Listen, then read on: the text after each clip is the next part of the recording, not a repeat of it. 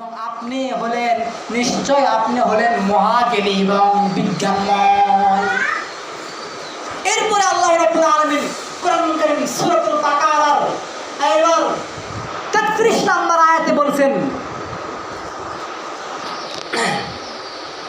فلما أنبئهم بأسمائهم قال ألم أقل لكم إني أعلم ما غيب السماوات والأرض وأعلم ما تبدون وما كنتم تكتمون। আল্লাহ রাব্বুল আলামিন বলেন, হে আদম, তুমি সব কিছুর নাম ওদের সামনে বলে দাও। অতঃপর যখন আদম আলাইহিস সালাম সমস্ত কিছুর নাম ফেরেশতাদের সামনে বলল, এমনকি তাফসীরে ইবনে কাসিরের মধ্যে আছে আদম আলাইহিস সালাতু ওয়াস সালাম ফেরেশতাদের সামনে বললেন, আপনার নাম জিবরাইল, আপনার নাম মিকাইল, আপনার নাম ইসরাফিল, আর আপনি হলেন মৃত্যুর ফেরেশতা।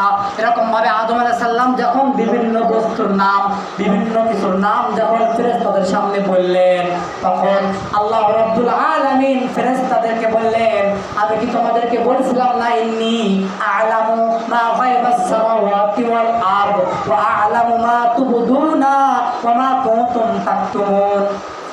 আল্লাহ বলেন, আমি কি তোমাদেরকে বলছিলাম না যে আমি আসমান এবং জমিনে যা কিছু গোপনীয় আছে এ সম্পর্কে আমি অবগত আছি, এবং তোমরা যা গোপন করো এই সম্পর্কেও আমি অবগত আছি। আল্লাহ ফেরেশতাদেরকে বলছেন, ফেরেশতারা, আমি আসমান এবং জমিনে যা কিছু আছে আমি সব কিছুর বিষয়ে অবগত আছি, এবং আ'লামু মা তুবদুনা ওয়া মা কুনতুম তাকতুমুন, তোমরা যা গোপন করো আমি সে বিষয়ে অবগত আছি। অথচ ফেরেশতারা কোনো বিষয় গোপন করে না।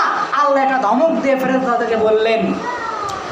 এই কয়েকটা আয়াত দ্বারা আমরা শিখলাম আল্লাহ রাব্বুল আলামিনকে যেহেতু ফেরেশতারা নিষেধ করেছেন আদমকে সৃষ্টি না করার জন্য, তাই আল্লাহ তাআলা ফেরেশতাদেরকে বললেন, আমি যা জানি তোমরা সে বিষয়ে জানো না। অতএব এখানে আল্লাহ রাব্বুল আলামিন ফেরেশতাদের মণ্ডলীর সামনে আদম আলাইহিস সালামকে সব কিছুর নাম শিক্ষা দিলেন। দেওয়ার পরে আদম আলাইহিস সালাম সব কিছুর নাম জানলেন।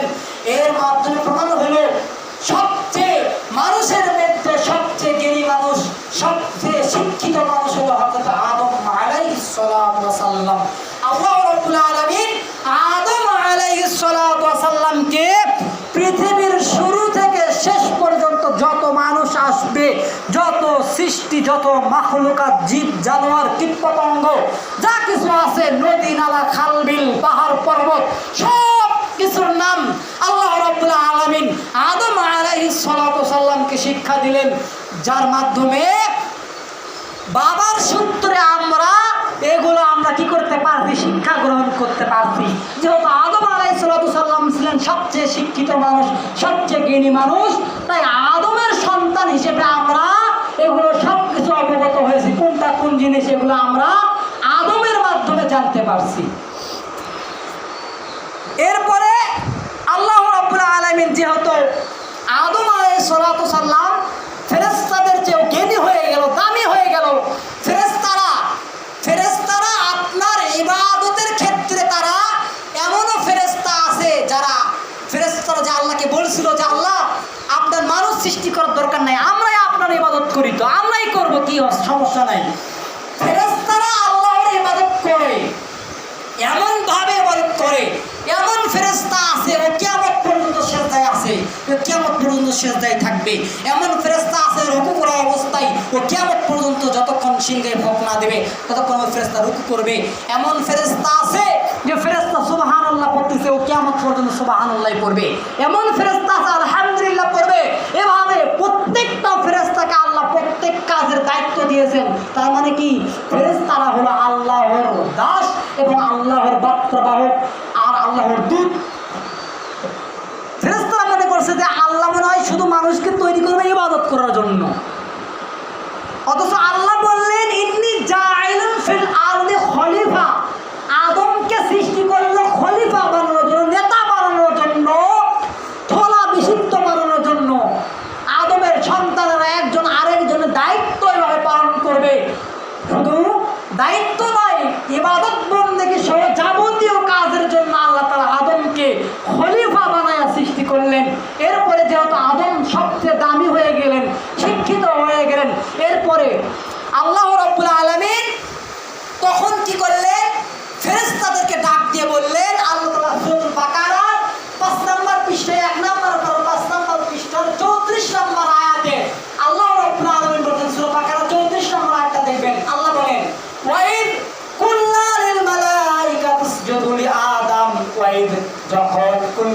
লিল মালাইকাতু ইসজুদু লিআদম, যখন আমি বললাম ফেরেশতা মণ্ডলীদেরকে তোমরা কি করো, কুল্লা লিল মালাইকাতু ইসজুদু লিআদম, তোমরা কি করো, আল্লাহ বললেন তোমরা কি করো, আদমকে সিজদা করো।